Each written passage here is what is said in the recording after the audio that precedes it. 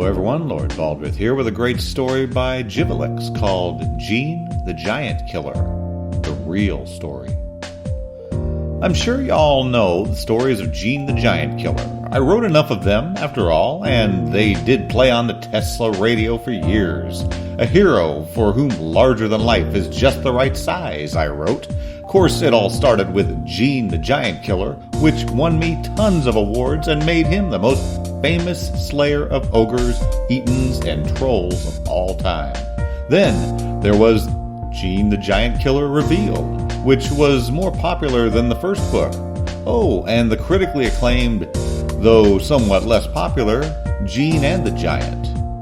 But the thing is, the lot of it was hogwash. That's right, I said it. Oh, sure, we was best mates and all. I loved the man like a brother, but the things I wrote weren't all that there was to say. Fact is, I took a lot of liberties in the telling of those stories. He didn't want me writing the truth, and looking back, I admit he was right. But after a time, it got to itching me. The truth, that is. Funny thing, the truth.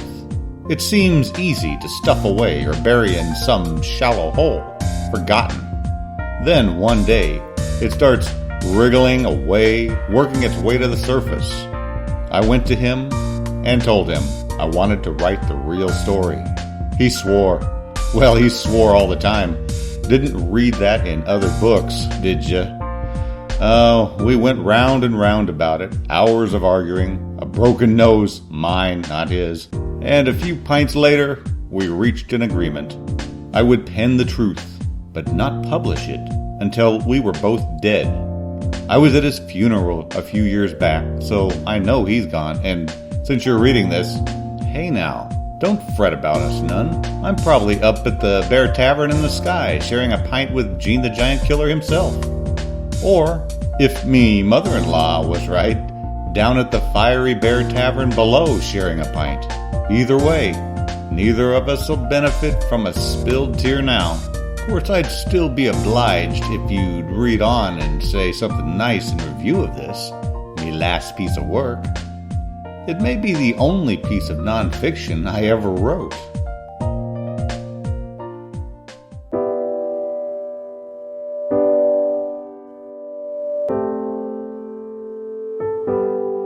Oi, mate.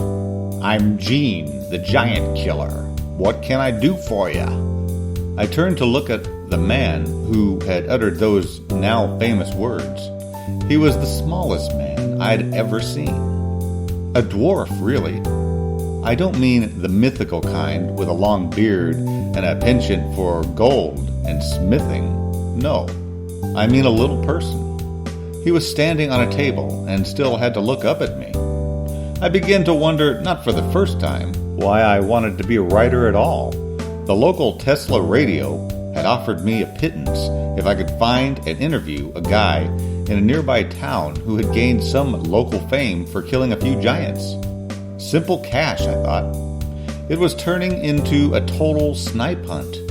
I'd already been to 3 taverns, each with some brawny ox who claimed to be the fabled Gene. Now, here I was in some rat-hole bar looking at a little man with a big grin, rough cut, brown hair, and sparkling blue eyes, claiming to be a killer. Sorry, I'm looking for the man who has killed giants, named Gene. Who are you? I was fresh out of scribe school, all 6 foot 7 inches of me, and wasn't about to let some dirt dumpling go jerking my chain. I said I was Gene, you forking string bean. Are you bloody deaf? Demning pencil-pushing gobshites? He spat on the floor. It might have been tobacco, might not. You?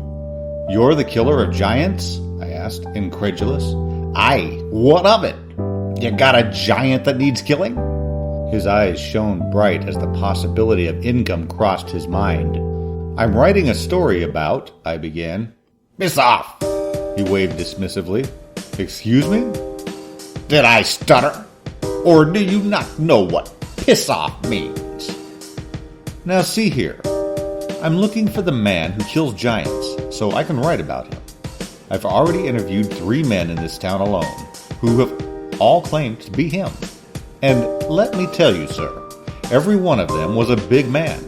I arched my eyebrow and looked down at the little man. It made my point. Well then, if you already got 3 big killers, what do you need me for? Go get one of those fools to tell you lies. I've got giants to cut down and precious little time for radios or writers. Gene took a swig from his mug and shot me that cockeyed smile that made him look so smug. I wanted to punch him right then and there. Their stories, they don't make sense. Gene oozed condescension. But yours do, I suppose.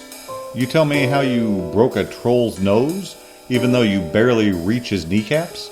Or maybe how you knocked an Eaton out with 1 punch, while everyone knows they have 2 heads? Or maybe you'll tell me that you're the mightiest man alive, tougher than any giant. I've heard it all so far, so how are you stronger than a giant? Gene guffawed. Don't be right daft, Cupcake. There's no way I'm stronger than even an ogre. Then again, neither are you. Nor any of that lot you've been wasting your time with. Stronger than a giant? Idiots. So, how do you kill them then? I cut off their heads with my magic war axe of giant killing. He pursed his lips and took another sip from his cup. Really? You have a magic axe? I was intrigued, as at least a magic axe was believable. Well, more believable than what I'd heard so far. Gene looked at me with mock kindness. You really are pure gobshite, aren't you? Do I look big enough to wield a war axe? It's a wonder you haven't traded your family's savings for magic beans. The family savings was spent going to the finest scribe school in all of New Britannia. I'm going to be a famous writer. In retrospect, that might not have been the best comeback. Gene gave me a puzzled frown and shook his head. I killed giants. Not much more to know. But how? How do you do it? The little man looked up from his mug, as if seeing me for the first time, studying me. Why do you want to know? I want to write about it. I want to tell the world how you do it, I beamed. You do realize I make money from this, right? I nodded. Gene spoke clearly, as if I was a slow child. I make my money from it because most people can't do it. When a giant starts bothering a town, they call me and pay me to solve the problem. If some wank of a writer goes and tells them how I do it, then anyone can do it, and I'm out of a job. That's not much incentive for me to tell you how I do it, is it? I could see what Gene meant about a steady job, and since I myself was currently in a cash flow deficit, I took a different approach. I could just tell them about the adventure and not actually how you do it. You know, make it a big story. Now, who would care about that? Are you serious? Look at how popular such things are in books. There is The Lord of the Bracelets trilogy, The Dragons of Parn, and my favorite, The Game of Iron Chairs. Surely you've read them. I don't have much use for satire, and I don't like fiction. I was stunned. Those are all true. I'm sure of it, maybe. But look, my point is, people will want to hear your stories. I don't know. When everyone hears that you are the one to get the job done, you'll have more business than you can handle. More money. Gene's hand flashed out to grab my shirt and pull me closer. Beanpole, my friend, why didn't you say that before? Have a seat and let me tell you a story.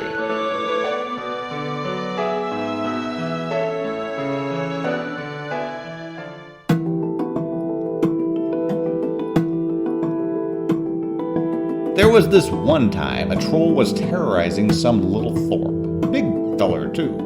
He'd come in and eat their sheep about once a week. Yup, well, to make a long story short, I killed him. Jean smiled as if that explained everything. Are you serious? My jaw dropped. Oh, yeah, I killed him good. Jean's toothy grin split his face. That's the kind of story you're looking for? I shut my gaping mouth. After a moment, I said, that's a little shy on the details. Okay. If I am telling the truth, what I actually said was, that is the single most idiotic story I've ever heard. Jean said, I'll try and elaborate a bit. Ha! Yeah, right. He dashed his mug to the floor and wove a tapestry of profanity like none I'd ever heard before. I don't think he repeated a single word during the entire tirade. I was lost in thought about possibly writing a book on swearing when I realized he was staring at me. Sorry, what? I said, if you don't like my story, you underpriss, come with me on a giant hunt and tell it any way you want. So what do you say? My skills as a writer were very good, I know. I'd told myself many times, but I'd made no illusion that I was any kind of warrior.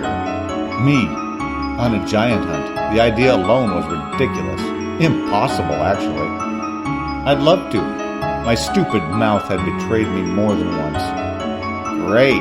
I know of this ogre near here. The pay isn't what I like to earn, but with your story making money, I figure it'll compensate. We can leave in the morning.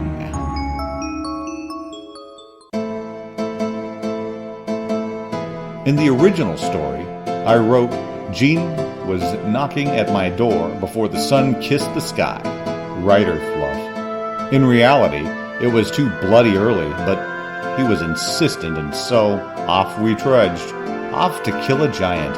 It took until mid-morning to get off the edge of a cliff. Looking down, the 100+ feet to the rocks gave me a queasy feeling and made my head spin. Where are we exactly? This doesn't seem like a good place to kill a giant. Jean glared up at me and then began to unpack the gear we had brought. Look here. One of us is an expert in killing giants, and the other is a sissy, pencil-scratching wuss. I'm the former. You're the latter. So we hunt where I say we hunt. That's simple enough for you? I watched the little man pace off back and forth, check the dirt for who knows what, sniff the air, taste a blade of grass, and finally draw a tiny circle in the dirt with his foot. What exactly are you doing? Jean got very serious. There's an ogre around here. He hunts in this area. He'll come over that little rise sometime today. When he does, I'll spring this magic trap and dispatch him. I looked at the rock Jean held in his hand. It looked like any other rock in the area. That's a rock. Well, it has to look like a rock, so the big lug doesn't know it's a trap. If he senses it's a trap, he'll avoid it, and then we'll have trouble. Jean explained. It still looked like a rock to me. You sure it will work? Absolutely. Mostly. Probably. It should. But sometimes... The dwarf shrugged. Sometimes what? I demanded. Well, sometimes it doesn't work. So I use my magic ring and turn invisible. The giant will stomp around for a bit, killing anything it can see, but then it will eventually wander off, and I'll try again later. Turn invisible? Well, yeah. You don't want to be around when an angry giant is trying to kill you. They're big and mean and hungry. So you turn invisible. Yup. What am I supposed to do? I asked. Well, you just wave your arms and seem vulnerable, and when he comes over the rise, he'll walk past the trap, and I'll spring it, and we're done. Jean seemed very confident. What happens if it doesn't work? Told ya, I turn invisible. What happens to me? I screamed. Well, you'd better... Oh, I see what you mean. That's your solution? I can't turn invisible, you know. Okay, there's another option, but you won't like it. Will I like it less than being stomped to death and eaten by an ogre? Jean smiled. Oh no, it's not nearly that bad. Here's what we're gonna do. There you go, snug as a bug, Jean purred as he checked to make sure every adjustment on the climbing harness was tight. I don't know about this, I started. Now, Beanpole, you wanted to come out on a giant hunt. This is a giant hunt. You can't turn invisible, and so this is the only other way. Trust me. I sure hope your track works, I mumbled. Me too, Jean admitted. Jean, what happens if he doesn't fall for it? Oh, he'll fall for it. You just be sure not to catch the trip line with your foot. You run for all you got and leap over the edge. Leap, not crawl, not slide, leap. But only if the trap fails, right? Right, of course. The little man smiled soothingly. So I sat down where I was instructed to sit. My safety rope was hidden, buried in the dust. All I had to do was be bait for a man-eating giant. Simple. You know, as I write it here and now, it seems rather silly. But when I was a young man, this is what passed for excitement. We were a brave breed back then. Okay, foolish probably. Me, I was desperate. I'd do anything to be a famous writer, and in the end, you don't really care. You just want to know what happened. Well, I'll tell you, I sat there for nigh unto an hour when I heard a chuffing sound. I looked up just in time to see an ogre step over the rise. That's when it all started to go sideways.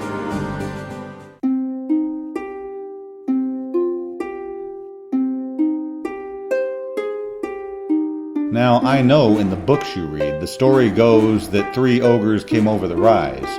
I dropped one with a magic crossbow bolt between the eyes. Jean stuck the other one with his magic trap, and we struggled bravely and finally cut the 3rd one down. Well, that was just a story. It didn't happen. There was only one ogre. The brute seemed to smell something, likely me, but hadn't yet spotted me. His eyes were all squinty, like he needed ogre glasses or something. I thought, how can he not see me? I'm right here. So I stood up and waved my arms just like Jean had told me to do. That did the trick. He let out a bellow, a snot-flying, spittle-spraying kind of bellow. No, I don't mean a scream like your sister might do. Not a yell like your mother when she's mad. Not even the sound like your wife might make if she found you in bed with... Well, actually, it was a little like that. But mostly, it sounded like a rampaging bull. I mean, the kind of volume you can feel in your chest. At that moment, I became so paralyzed with fear that the only thing that moved was my bladder and my mouth. And mouth only got out... I need to take a moment at this point, for those of you who may not be familiar with ogre speak. I wasn't at the time. You see, their language is relatively foul and crude. Pretty much the only thing it consists of is references to food, fighting, and a few select insults. Completely unbeknownst to me, what I had uttered was a close approximation to one of the worst ogre insults. It insinuated some rather lurid acts with a member of the family. The giant in front of me responded to my with eyes widening to saucers and standing to his full height. It was 9 foot something huge. He then let out a war cry that made it obvious his first bellow had simply been a kindly, "Hello, I'll be your ogre today, and I'm going to eat you." Now this noise was more of a, "You have offended me, my family, and my honor. I'm going to stomp you into a puddle of red goo, pick out any bone shards and smash them with a rock." Yes, as a matter of fact, I did get all of that in his single cry. I assure you, My mind was working rather quickly at that moment. My entire life flashed before my eyes, and after replaying the good parts a time or two, and 3 for that night with the miller's daughter, I decided I had not nearly enough of it. Life, that is. And since I had a huge raging killing machine thundering in my direction, I thought it would be best to be somewhere else. I completely forgot that I was tied into a harness, connected to a rope, and all that. I simply knew I needed to be away from the landslide of death that was heading my direction. I ran for all I was worth straight away from oncoming death, directly toward the cliff. At some point, I recall thinking how it was strange that the beast was still coming, getting even closer to me. I thought Jean would surely spring the trap and I would be saved from diving headlong over a cliff. Yet I could feel ogre spittle hitting the back of my neck as I careened for the edge, running out into the air, legs still pumping as fast as they could. I actually felt the ogre's hand brush me as he snarled past on the way to the rocks below. Then I hit the wall and blacked out.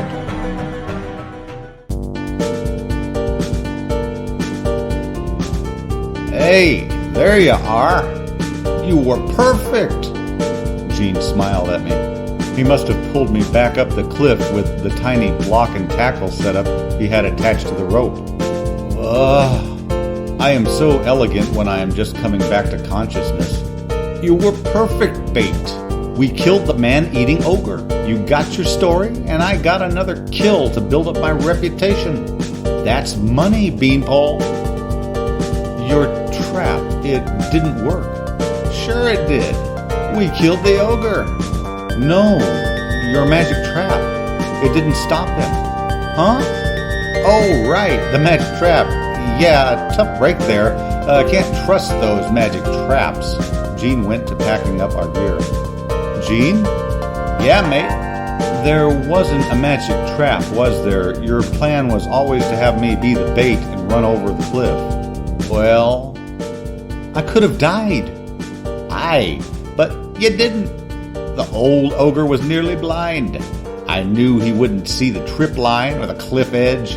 I needed a runner, and in case you haven't noticed, your legs are a tad longer than mine. You used me. Don't go getting all high and mighty. You were going to write all about my giant killing to get rich and famous. I'm out here risking my butt every turn while you wanted to make money by talking about my deeds.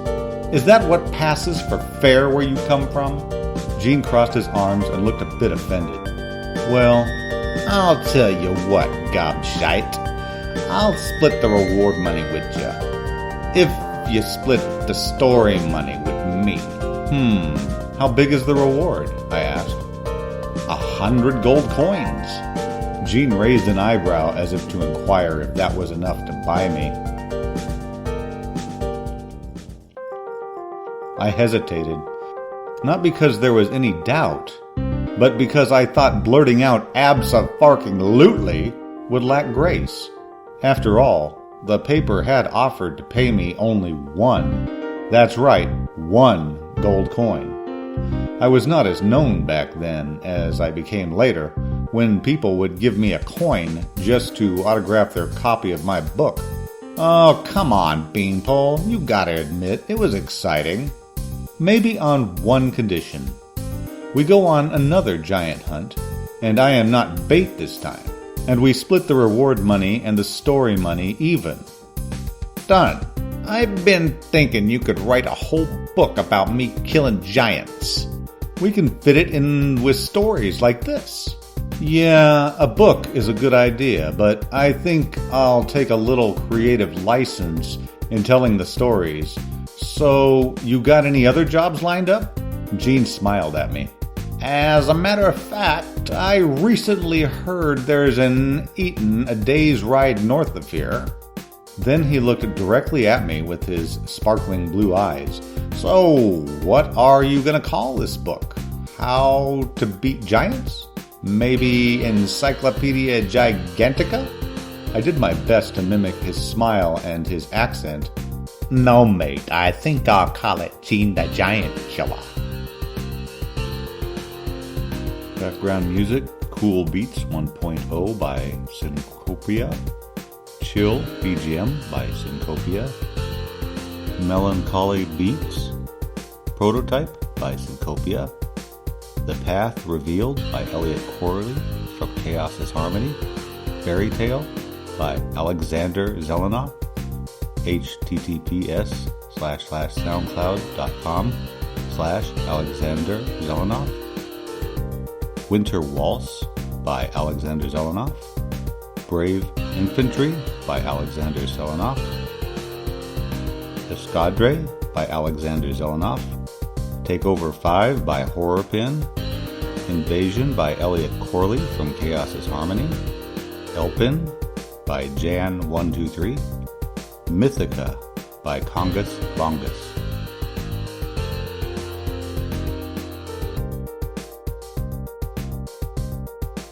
Echoes, Echoes, Echoes, Echoes. From the Cavern was brought to you by Lord Baldrith, Sir Style Teakle, and Asclepius. Do you have a piece you would like us to read? Please contact us at lordbaldrith@thecaverns.net, style@thecaverns.net, or Asclepius@thecaverns.net.